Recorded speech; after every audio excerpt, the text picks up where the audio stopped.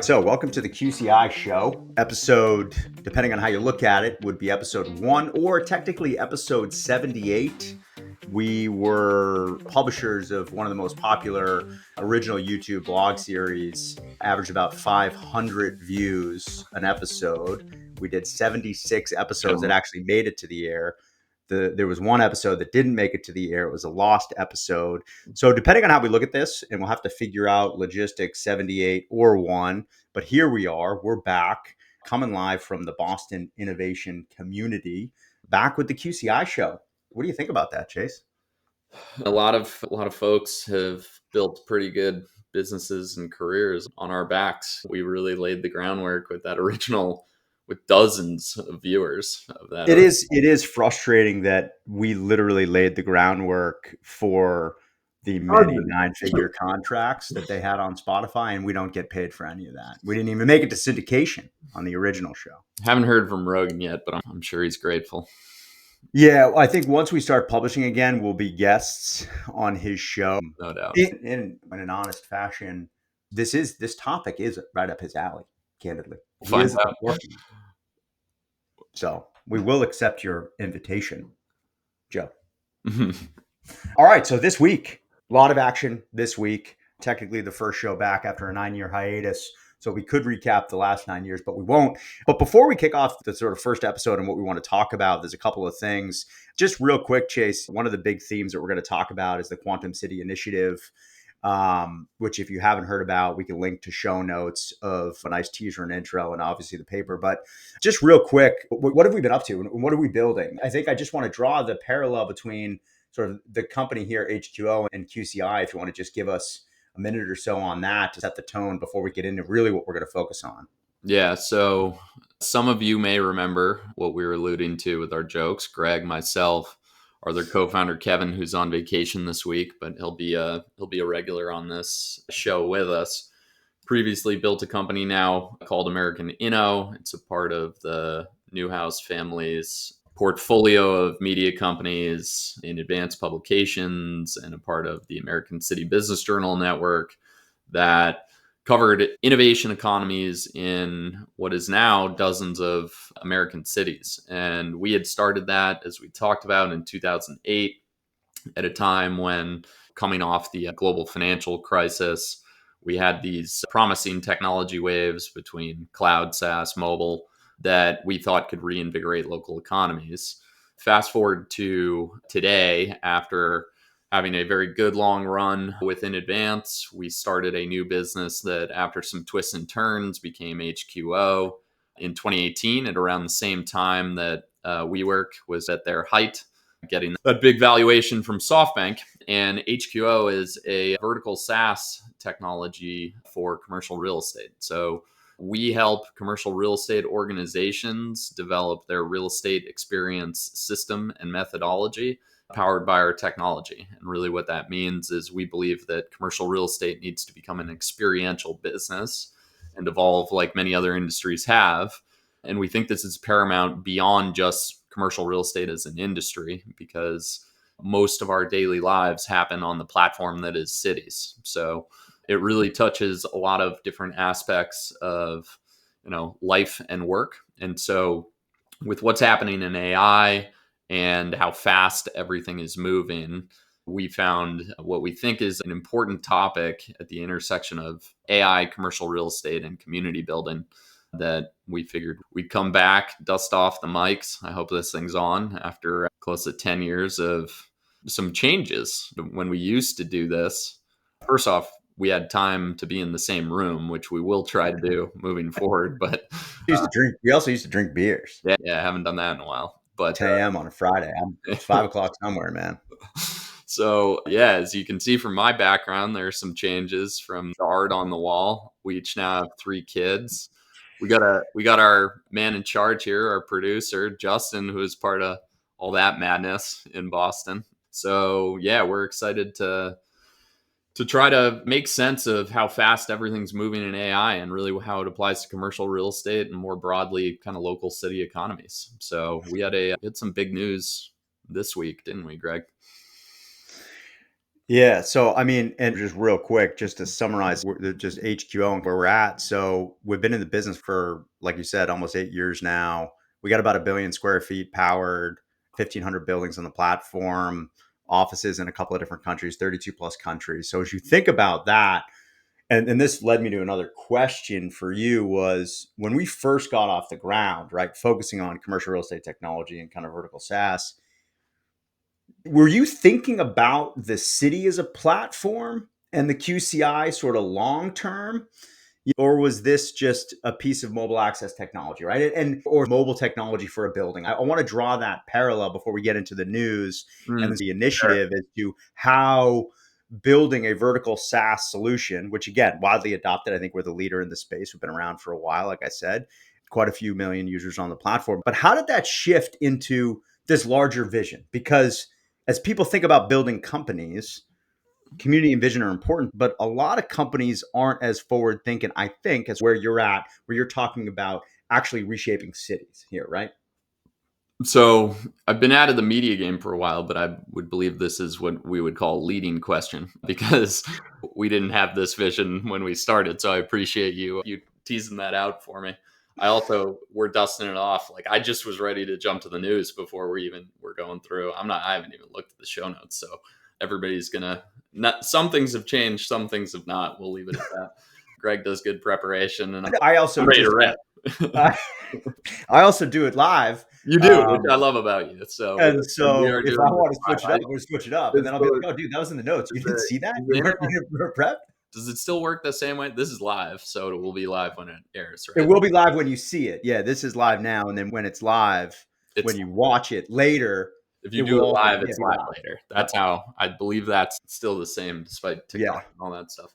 Yeah, so look, when we started, and for people in and around the first business that were familiar with us, we had raised money from some good folks at Accomplice Venture, Jeff Fagnan, Ryan Moore. And when we started our second business, we kind of stuck with we what I like to think of this as solving the same problem for 17 years, right? We developed a nice little business with American. That sounds great now, by the way. That Yeah, is definitely not the case at the sure. time, but keep going. Sure. So we developed a nice little business, but we never really meant to get into media. This has all been one. I don't know if I would describe it as a happy accident, but certainly an accident. But we've always been relatively obsessed with. We viewed it through the lens of community, and you can see it in different neighborhoods when they're activated. And I'm sure we'll talk about this later. But with what happened in the Seaport in Boston, but it happened, in a number of different areas of cities that we tapped into, and we landed on storytelling and a traditional media business model, which was fine. But we always came from a software background. I took computer science. Sadly, our chief technology officer, Kevin, never took a single class of computer science. He's just smarter than I am. So he was a lot better at that side of the business, as Greg knows quite well. And we built a community platform for trying to connect people in cities in a way that ultimately we would have made more money on. And that's the wrong reason to build a product, right? I don't think we're necessarily tapping a specific problem early on. And so after some twists and turns and almost running out of money, we landed on ultimately what became HQO. And when we first started the business, I would say one of two pieces of the thesis we had very clearly, which was the experiential piece, right? We always reference our friend Joe Pine, who wrote The Experience Economy. That book was published, I believe, in 1998 after what was originally just an article in the Harvard Business Review. And he said that every industry was going to go through an experiential revolution. So he details it pretty well in the book. I won't run through all of it, but basically, an industry starts as a commodity good, it turns into a packaged product, turns into a service industry, turns into an experiential industry. And I think retail within commercial real estate is a very good example of this, where when you go to different retail developments, you really have this stark divide between the haves and the have nots, right? So you have these ghost town malls that are pretty depressing. And then sticking with the Seaport in Boston, you have experiential retail. That neighborhood is active and bumping and feels very alive. So retail isn't dead. It turns out we're not all just doing all of our things on the internet. And same thing is coming to every other asset type in commercial real estate. It's already here. And so we've always said we have to help the industry make its way up that experiential evolution curve. And that's the basis for a good company, right? That's a very deep and structural pain point that we solve. And I would say the piece that has come a little bit more into focus and clarity now that we are $1 of revenue for us at HQO is Q1 of 2018. So we're 7 years into this, is the connection to the Quantum City initiative and how this impacts much more broadly than just the P&L of commercial real estate. And so I think, like every other company we've raised that's gone through the last cycle that tech has gone through, we've raised over $200 million, and you just see it in growth stage companies. Like, you have a bunch of folks that are super tired and are probably not long for the next cycle. And then I think companies that really figure out purpose underneath model and connect that mission and purpose to solving a real problem will be reinvigorated and find the stamina necessary to keep going. And I think we've connected what our original passion was for these local innovation economies with what is a awesome market opportunity. And we've articulated version 1 of that in the Quantum City initiative. Do you think, so that sounds great, by the way. Do you think that, as I think about commercial real estate and the cost of doing business, and commercial real estate had the best gig going for a long time, right? What a great business. The length of the lease was longer than the hold period, and the cost of doing business was just an office. Everybody went to the office. You just don't even have to give a shit about your customer when your hold period's shorter than the contract. So, but now commercial real estate, sort of asset managers or fund managers or LPs or whoever it may be, these large REITs, do they actually give a shit about what you're talking about, the experience economy? Or maybe we don't know yet, and we'll bring some guests on to talk about this.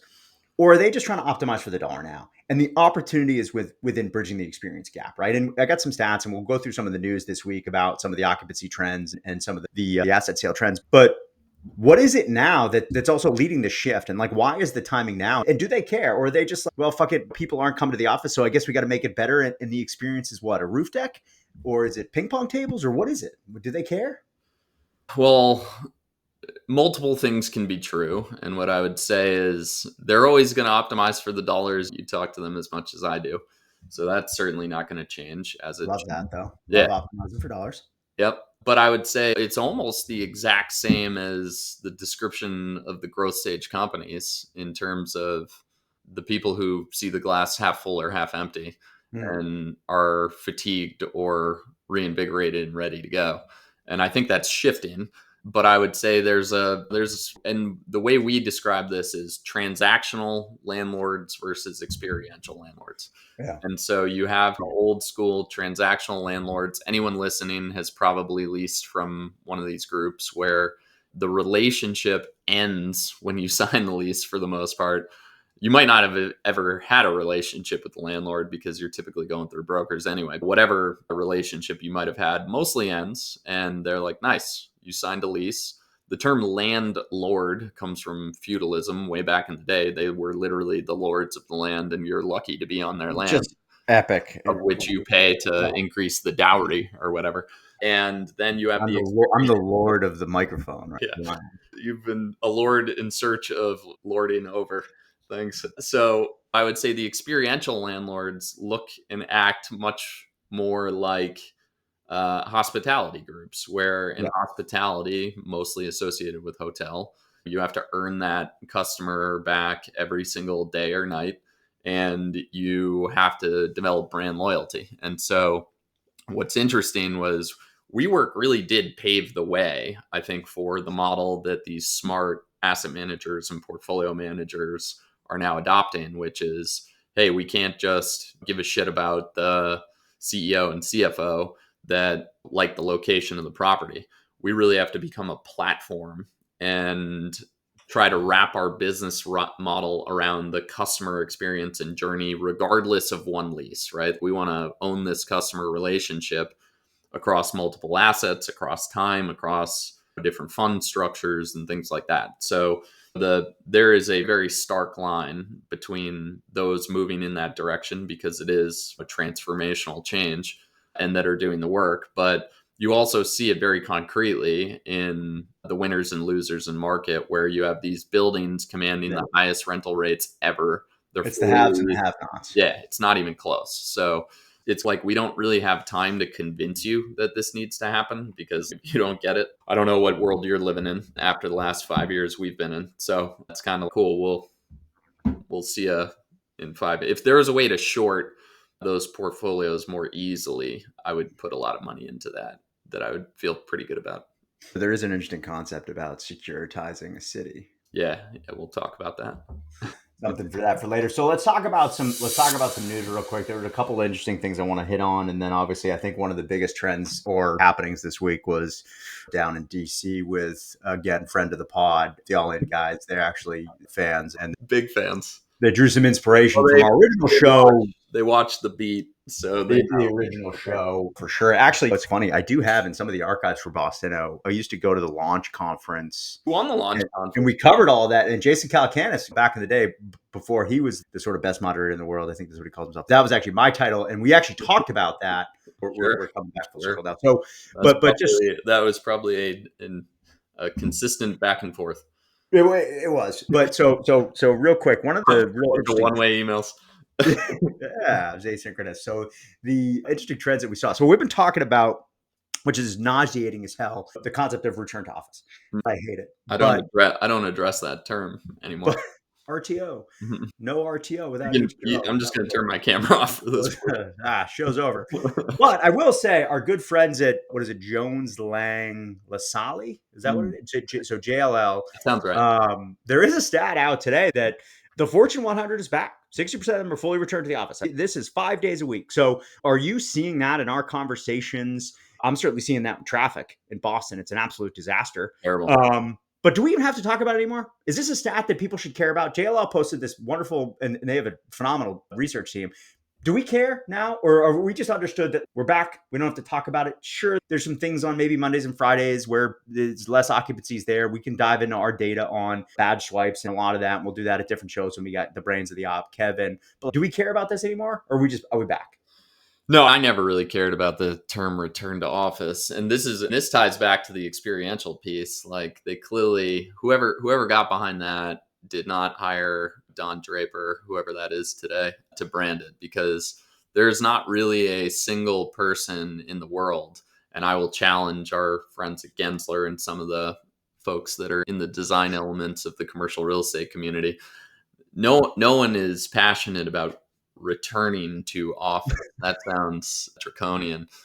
The activity of getting to the office is usually the worst part about it, unless you have a problem with your boss, and then that stinks too. But the branding was always wrong, and it was never the right way to try to encourage people to come back. It was a stupid term. It was a bunch of stupid tactics, and it never tapped into the underlying trend that WeWork, again, tapped into before COVID, which was, because of the internet and how dynamic work and life are, the way that we use physical assets is not Monday through Friday, 9 to 5, which was predicated upon Henry Ford's assembly line. So we had this like standard way of working. When you think of the downstream effects of what Ford did, it had all of these impacts on employment law, organization of how people manage their time, all this stuff.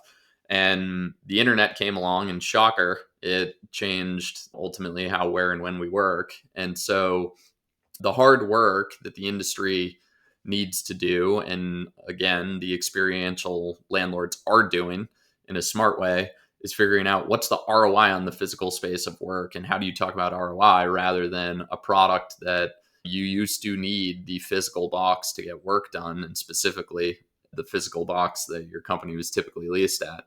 And that's just not the case anymore. Now, if you do the work, there's an abundance of data that shows why working in person is important, not just for the P&L of the landlord, but why it drives productivity amongst people, why it drives culture. So one of the biggest stats actually about why working in person was so critical. We actually figured that out. Shit, was it last week with the Coldplay concert? You can't fall in love with a CEO and a CHRO and have no, that you can't. dynamic. I guess you Well, you can, but if you're not in person, you don't get that. And then being in That's person, a really good point. so The whole world would not have those memes if it weren't for probably some form of people going back to in-person work. So yeah, I'm not sure where shout out we. to another Boston company as Yeah, well. I don't know where we would be as a nation if it weren't for that. So that was nice. That was nice. That was good. Okay, let's keep rolling. So two more things, then we'll get into the artificial intelligence and real estate news there. So there's two stats I want to talk about. And by the way, this is, to me, sounds like an absolute no-brainer. Okay, so CRE prices and transactions in the US, they dropped 10.5% year over year in Q3 2024 and they're starting to improve, but the reality is they're still declining. And so you might call this a bottom, right? And so these are asset sales. The parallel I want to draw here, and by the way, this is good for our business, right? The past couple of years have been tricky. Oh, we always got to be pushing our book. That's most. We always got to be pushing our book, dude. Where do you think Calcanis got all the insight from pushing books, dude? Come on now. The insight I want to draw here, and this is to me the most fascinating element, is that owner-occupied deals are up to about 20% of all US office sales, which are up from about 8% or slightly below 8% in pre-pandemic. So what this means here is that if your business is stable enough, right? And if you're taking a long-term deal and call it 10 years, maybe 20 years, you're taking a 10-year lease, you're taking 20 years, you're taking the majority of the building, why the hell wouldn't you buy a piece of it? Why wouldn't you wet your beak? Why wouldn't you take some of the equity? And that's what we're starting to see. Well, You like that? You don't like that? Well, I think it's like the ultimate indicator. If I were an institutional investor, and we talk to a lot of those folks that invest across all alternatives and amongst other categories, why you can be pretty confident in betting on the category moving forward. Because if the people that are the customer of it are looking at the landscape and saying, hey, this is like bottom of the barrel pricing, and the capital markets have been challenging for your typical operators to go get something done, we can go buy the product that we clearly value, both probably for the asset value itself and also for the use case that we use it for. And if an experiential operator doesn't exist that would do the job better of managing that, let's just do it ourselves. And the best example of this is obviously Google at Mountain View back in the day created the non-data driven amenity war by getting everything under the sun into that office from an amenity and perks perspective. But they were actually data driven about it when you talk to the Ruse team, which is the real estate and workplace services group. But commercial real estate folks just looked at it being like, we just need everything. And so tying it to the return to office piece, like clearly they're all mandating return to office. We've seen on LinkedIn, it went from, I believe it touched 30%, but at least high 20s job postings that were remote. And it's basically down to none now. It's incredibly low. So remote is drying up, and the opportunity for people in commercial real estate is to, if you can figure out how to underwrite and finance, to go buy these assets, but to do the experiential piece where you need to not just be talking to the CFO, you need to be talking to HR about the impact on human capital and productivity. And so that's where they have work to do. And what they should be doing is being data driven about very granular, different types of, we call them ideal tenant profiles, but different types of tenants need different types of products and services at buildings. And how you need to back into that based off of the activities. Like right now, we're using specialty equipment to shoot a podcast, video podcast, and that's a different use case and a different product with different service than somebody who needs to conduct a lab assessment or somebody that needs a private room for a confidential conversation, what have you, right? So, what's happened in ad tech, and it's weird how, you can find trend lines and all this, and what we did at our last business, like targeting matters in commercial real estate. Shocker.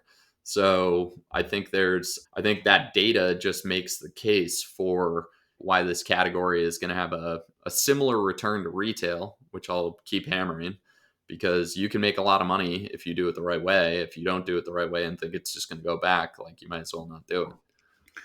Then that was just a wonderful answer to a question I didn't even really ask you. I didn't think you answered my question, which Try not was, to. is Try not to. is it a free money trade? If you think about valuing an asset and the Don't LOI, believe in free money trade. you look at the rent roll, and if the rent Like roll that Japanese currency move. if you right that way, yeah, that was good. If you look at the rent roll, and the rent roll is Swiss cheese, but if you look at the rent roll, and oh, by the way, you're the largest rent holder in the asset, you got your, it's an inside trade. It's But if they're beautiful. buying asset management, like, the industry should be buying, which we actually do know. I think, what was it, 11% up year over year was in Q1, because I don't Yeah, Q2 numbers couldn't be out yet. So, like, Q1 asset sales were up 11% year over year. We know a ton of people in the capital markets groups of the big banks that are saying fall Q4 is going to be crazy.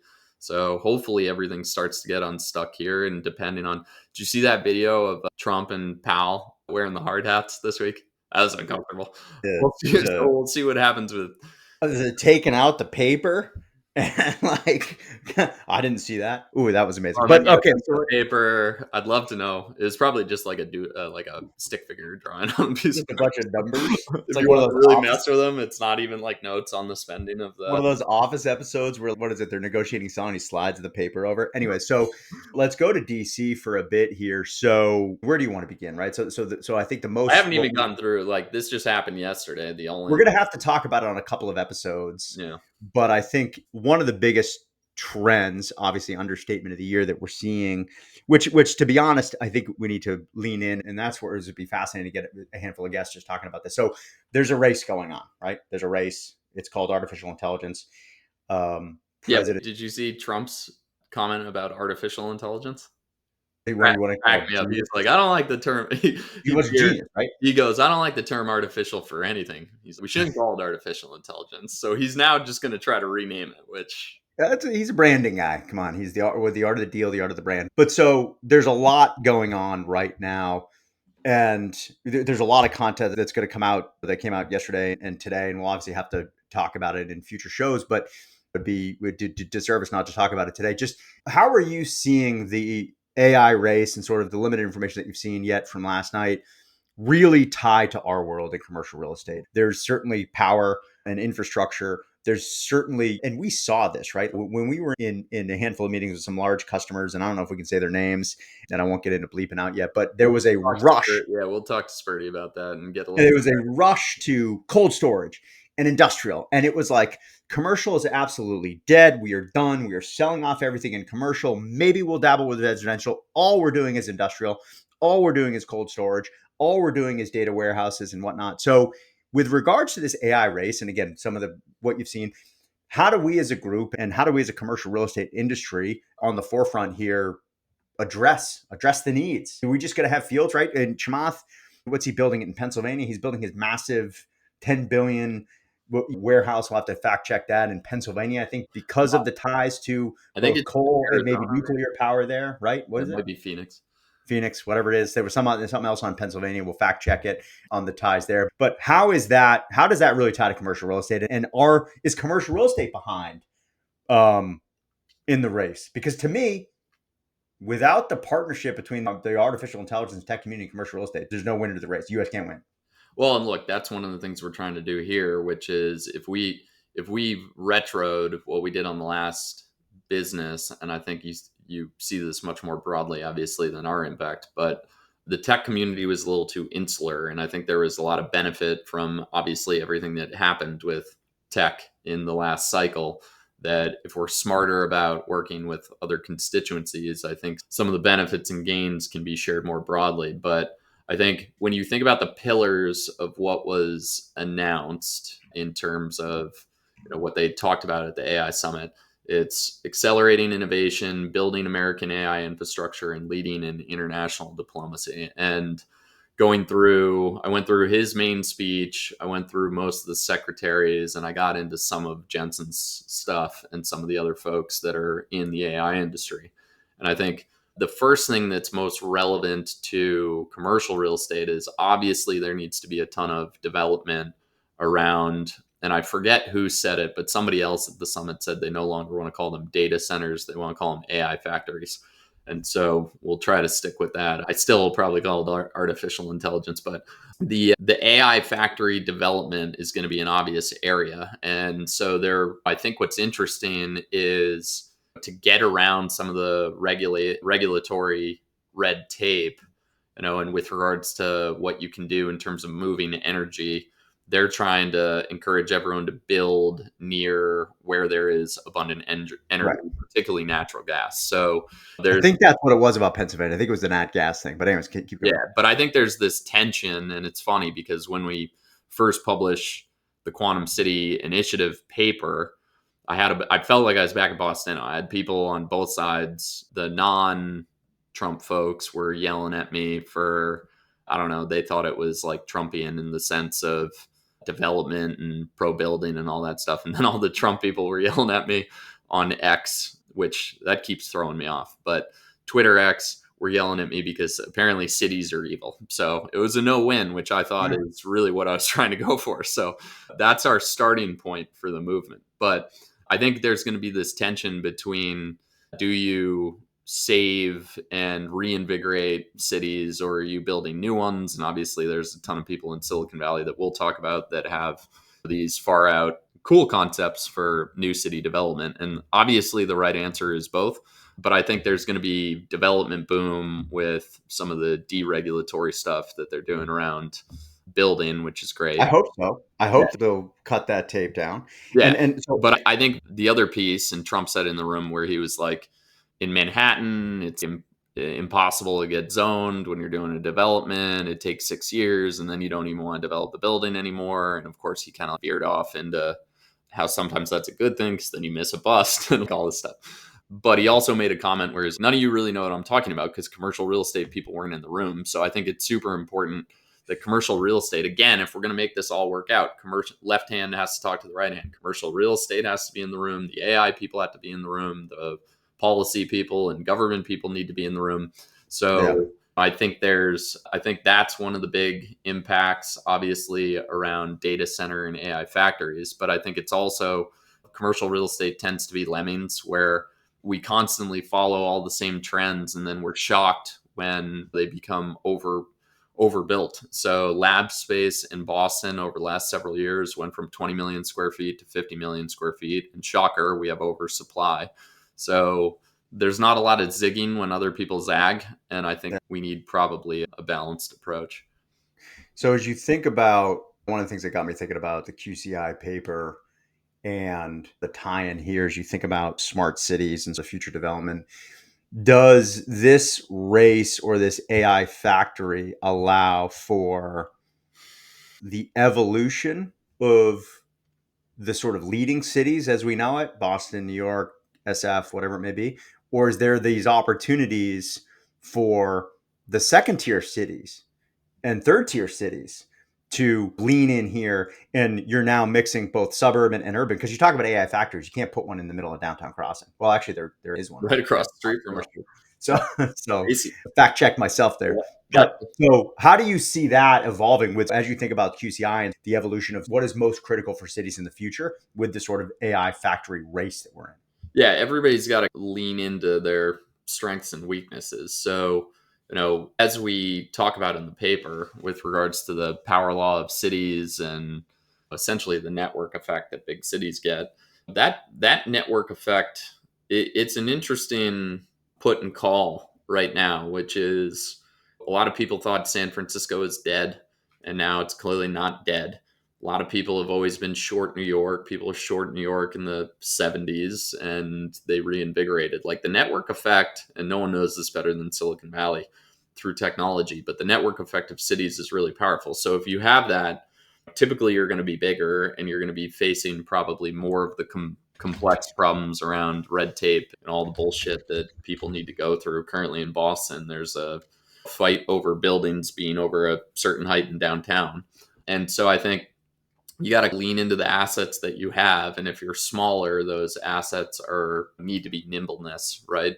Obviously, we've seen the Sun Belt and kind of the southern portion of the country do really well for a litany of reasons. Typically, those cities tend to be associated with less regulation. They also have the benefit of good weather, which California does despite Californians thinking this, they don't have a monopoly on. So they have a bunch of things going for them, and I forget. We'll have to throw this in after the show. But the big cities need to lean into their networks. They need to lean into the power law, and they need to deregulate quickly. Like, it just takes way too long to get stuff done. So that advantage is, Miami's been stealing finance from New York. I don't see New York going away. Obviously the mayoral race will be interesting to watch, but the smaller cities can be nimble, right? And so they've got an advantage on that front. It's no different than big tech versus startups. And Yeah, what was it, Steve Case, way back in the day, The Rise of the Rest or something like that? Wasn't that his yeah, name? where he went out and did something, probably made way more money than we did, just trying to invest in tech innovation. He didn't want to pay the prices in the main hubs, and they packaged it as bringing kind of that wave of tech and back in tech hubs and non kind of gateway seacoast cities, which I was a big fan of that. Friend of the pod, Phil Beauregard. I think that's actually his strategy right now for his fund, isn't it? Isn't it sort of outside of your main tier cities? That's where he does his investment. I think he's doing well. I have no idea. He fucking posts a lot on LinkedIn. I think so. I think Yeah.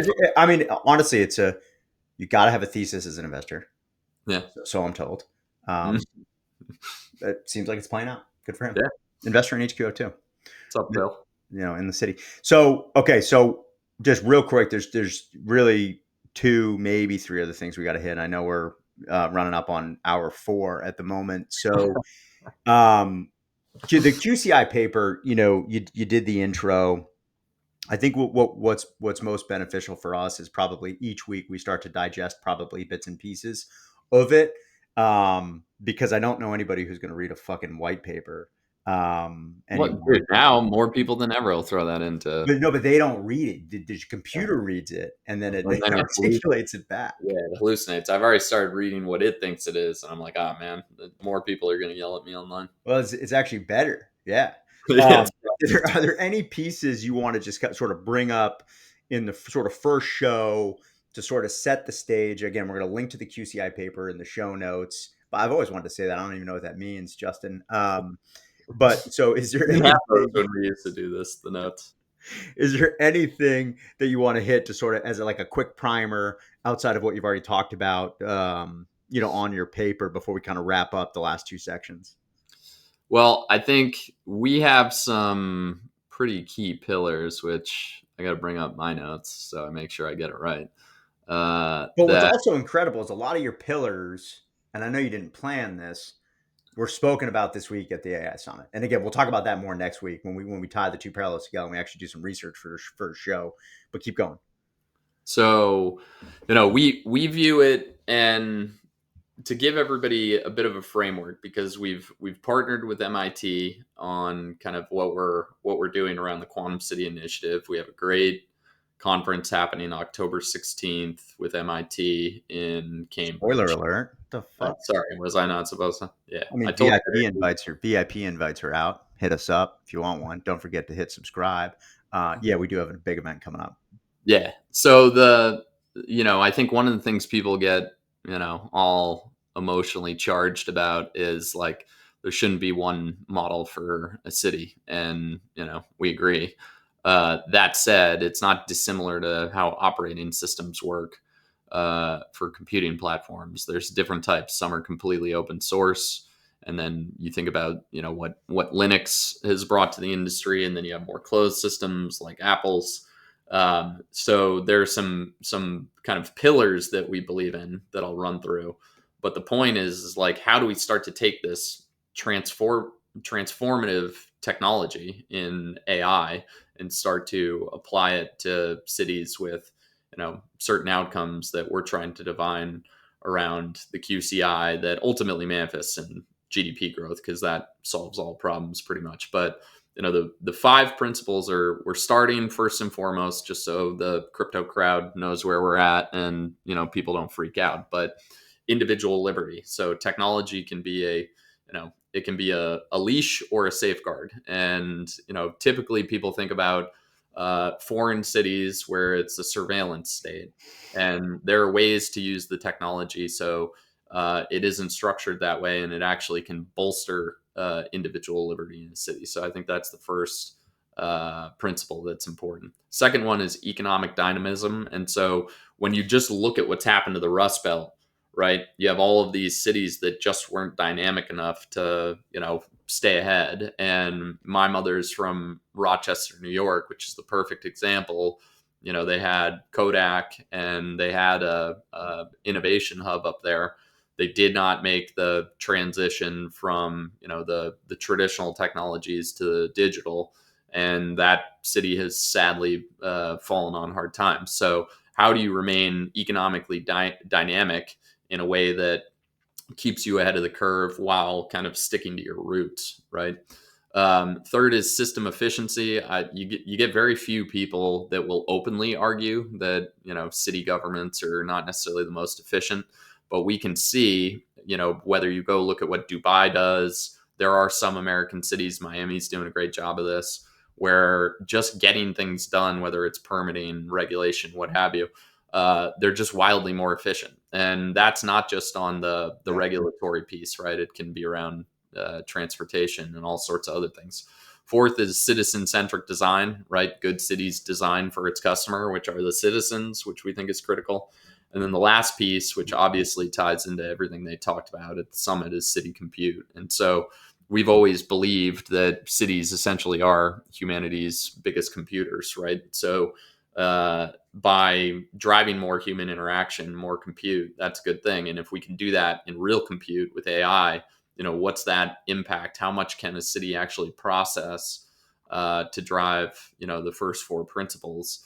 Those things will go hand in hand. So I think, that's the basis for it. And if you do those things, we think you can really unleash economic growth, which is beneficial for all. Sounds good on paper. Yeah, I mean, we don't have a plan beyond that, but hence the point of the show. We want to start. This is what we're good at, right? Like we say something, other people do the work, and then we get to be part of it. That's good. No, I think that's really good. And I mean, listen, there's a lot there, right? And so we'll start to break out sort of bits and pieces as we go.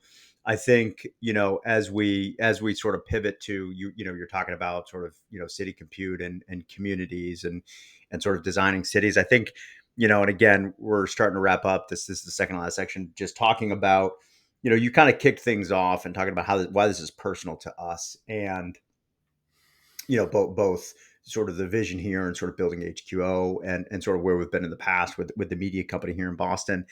I think for me, why it's personal and sort of the idea of really changing changing the future of the city, which yeah, it sounds like a lot. Can a couple of guys on a podcast do it? Maybe. Can we create a movement? Yes. Why is it personal? I miss the city of Boston. It really isn't the same, and I mean, we've lived there. We started a media company there. We ran a significant amount of events there. We developed a tremendous community around sort of the tech and politics and innovation. And then, COVID hit, and obviously we were told that if you go into the office or if you open your front door, you'll die. So that sort of burst that level of community, and then things came up like Clubhouse and shit, and Scott Kirshner was hosting a bunch of Clubhouses. By the way, Scott, big fan of yours. Shout out, miss that guy. But he was doing his best to create a digital community in Clubhouse, right? That was what it was called. That was the chat app. But why it's so personal to me is like the notion of the city and the community. It's down. We do a lot of travel, and there's elements of London. London's got its own issues, believe me. Or you don't have to believe me, you can read about it. But one of the things that when you walk out of an office or one of our offices there, it's vibrant at 5 and 6 o'clock. It's vibrant at 7 o'clock. I walk around Boston, even yesterday, at the Fenway, and shout out to Alexandria for Time Out Market. We had an event yesterday. That little nugget of that building was vibrant, but everything was just lacking. It was missing. The community wasn't there. The city's not there. We just don't have it. Like, that's why it's so personal. Why is it personal to you? I mean, same reason, right? Like we solved our own problem, which is a We didn't good have way to anybody to do it, hang out with, so we for made sure. people come to For our sure, event. Yeah. yeah. We were like, who also doesn't have people to hang out with? And we met a bunch of Boston VCs. We were like, no way these guys have anybody to hang out with other than themselves. And we did them a favor, and we are like, you guys got to get outside the bubble. We got to reference Johnny Hillbrant at some point on this, but somebody's got to do a VC version of that. So Tremendous. we'll come to that later if people watch this first one. But it was, the tech community made Boston pretty unique in the, all around the mini computers and everything that happened out in the, Waltham 128 corridor. And they lost a lot of that to the West Coast. And there's this like weird DNA in Boston where it just kind of like regresses and falls back to some bad habits.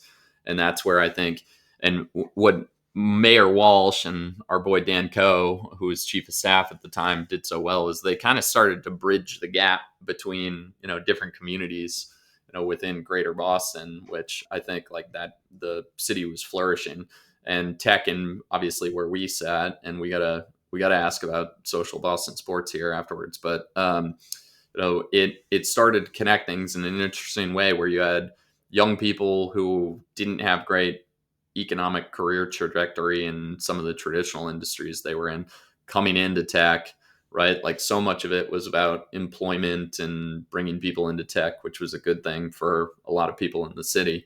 And then the tangential benefits off of that were social, cultural, all that stuff. And so I think we're in the exact same moment on LinkedIn recently, like the Ware guys who sold to PayPal, like a bunch of even HubSpot, who is probably the most important company in Boston during that run, not just for their own success, which obviously they've become a monster, but they kind of put the city and community on their back and did more for others than just at HubSpot. So I think we're in a similar period, and we need some people to remember what was done with Techstars coming in 2011, Yep. right? Like we had Mass Challenge, we had all Yep. of those folks that contributed. So it takes a city more than a village, and I think the story is very similar. We have, Boston. We actually don't have a ton of customers at HQO. We're in a bunch of other cities, so Yep. we see more vibrancy in some areas. We see the same problems that Boston has. Like Chicago's in a similar position, right? Like there's a bunch of cities struggling. So I think it's the perfect time to reinvigorate some of this So, stuff. so Justin, real quick. So Justin is helping us obviously produce this. He's an absolute wizard, which is obviously why we want to get him involved. But also because he believes in this. And so, Justin, you walk us Oh through yeah. just real quick. Social Boston sports was sort of a pillar of that Boston community, but sort of why now? Because again, as we talk about, and we've done prep for these shows, and Justin's going to be doing a lot of producing for us on a lot of the initiatives that we got, events and video and whatnot. Not just simply because of the sort of the chops he's got in branding and video, but because he's bought in. So talk to me about why it's important to you, because it's important to us because we're talking our own book here. We raised a bunch of money to try to do Yeah, this. yeah. But you're kind of on the outside. But why is it important to you, man? No, it's a great question. I mean, That's a I great started shirt, by the social. way. Great Thank you. shirt, by the way. Keep going. I like it was like a Hawaiian vibes day, Friday. Electric. Um, I think it's so I started Social Boston Sports right out of college. I actually did a stint in commercial real estate. I was doing commercial real estate lending. So You look over like at a a commercial company. real estate guy. Yeah. I was at the bottom rung, straight out of college at a company called CW Capital at Needham. And it was like, this is what life after college is like. I was like in the suburbs, disconnected from the city. How do you have fun and connect with others? And that vibrancy is so important. And we fell across, it happened like Mayor Menino back then Yeah. was trying to work on this issue. And I think it was called the 1 in 3.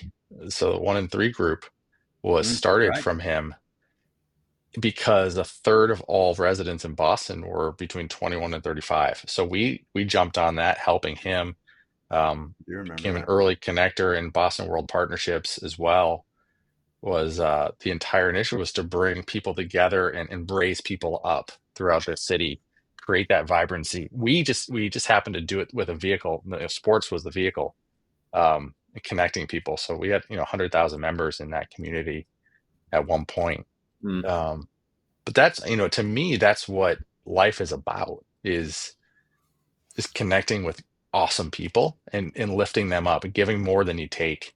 And I think we're in this world where if you have too much regulation and too much government overreach, that starts to disintegrate. People,